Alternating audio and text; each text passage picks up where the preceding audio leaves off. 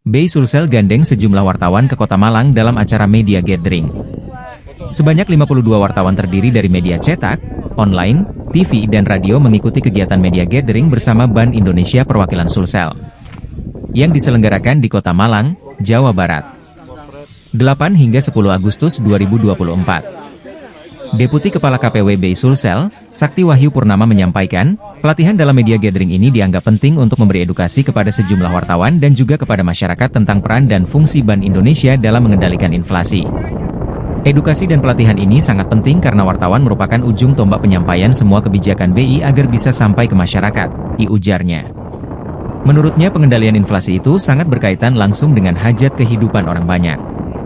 Kalau kita bicara soal pertumbuhan ekonomi, maka kunci utamanya inflasi yang rendah dan stabil. Terkadang masyarakat tidak paham apa fungsinya inflasi. Peran Bank Indonesia mengendalikan itu lewat suku bunga, BI rate, karena akan mempengaruhi keperbankan juga untuk mendorongkan pertumbuhan ekonomi daerah, jelasnya. Untuk itu diperlukan pula pengembangan UMKM, ekonomi syariah, program sosial dan lainnya. Serta kajian yang dibutuhkan oleh semua kalangan. Dikatakan Bank Indonesia juga mengatur pengeluaran, pengelolaan keuangan agar ekonomi bertumbuh lancar. Demikian pula dengan ekonomi syariah yang juga banyak diminati masyarakat dibanding ekonomi non-halal. Indonesia dinilai punya kekuatan itu.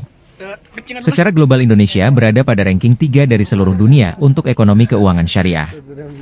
Terkini yang dilakukan sekarang ini adalah bagaimana mengembangkan sistem pembayaran digital melalui BI Fast dan Kris untuk memudahkan transaksi dimanapun. Kita berharap penggunaan uang cash itu semakin menurun, karena pembayaran non-tunai semakin maju. Pungkasnya. Kau pensiun mo ka di? Mulai ini pensiun mo ka? Dia ano apa sumarikon? Iya. Dia nanti kita jalan-jalan ke rumahmu. Kalau arah ke sana ka iya. Iya. Betul pa juga iya.